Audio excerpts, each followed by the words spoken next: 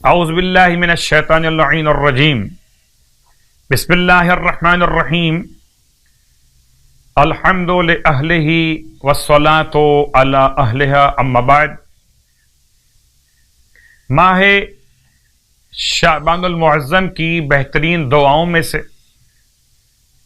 ایک ایسی مناجات کہ جو روز پڑھی جانی چاہیے اور انشاءاللہ صاحبان ایمان روز پڑھ رہے ہوں گے، اس کے جملوں سے کل بھی استفادہ کیا اور آج بھی استفادہ کرنا چاہتے ہیں۔ فقط حربت الیک، امام فرماتے اے خدا، اب اس طرح کہیے کہ اے خدا میں تیری طرف دوڑ کے آیا ہوں، اور وقفت بین یدیک، میں تیرے سامنے کھڑا ہوا ہوں، مستقینا لک، حالت بیچارگی میں، متضرعا الیک،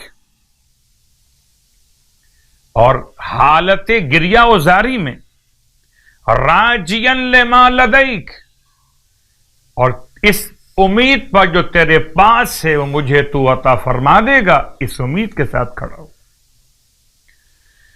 راجیا لما لدیک ثوابی، اپنے اس ثواب کی امید لیے ہوئے تیری بارگاہ میں کھڑا ہو۔ اے خدا، مجھے مایوس واپس نہ لوٹانا۔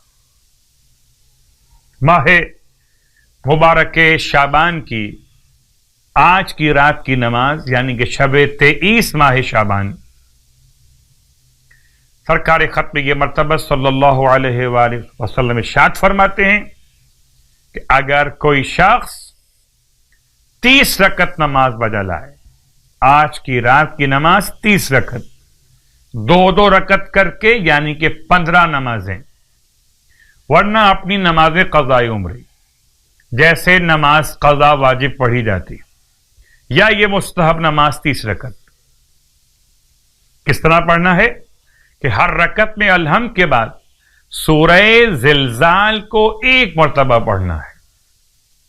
زبانی یاد نہ ہو، دیکھ کے پڑھ لیجیے۔ اس نماز کا ثواب آپ ارشاد فرماتے خداوند تعالی اس کے دل کو تمام دھوکے سے، ملاوٹ سے آزادی عطا فرمائے گا، دل میں کوئی ملاوٹ اور مکر و فریب باقی نہ رہے گا، اور خداوند عالم اس کے سینے کو اسلام کے لیے کشادہ فرمائے گا، اور اسے اس حالت میں اٹھائے گا قیامت کے دن کہ اس کا چہرہ 14ویں رات کے چاند کی طرح چمک رہا ہوگا۔ پھر صلی اللہ علیہ وآلہ وسلم نے ارشاد فرمایا ماہ مبارک شعبان کے روزوں کے روایت کے ذیل میں کہ جو شخص ماہ شعبان کے 23 روزے مکمل کر لے تو قبر سے نکلتے وقت خدا اسے نورانی سواری پہ سوار کرا کے جنت کی سیر کروائے گا۔ اللہ اکبر!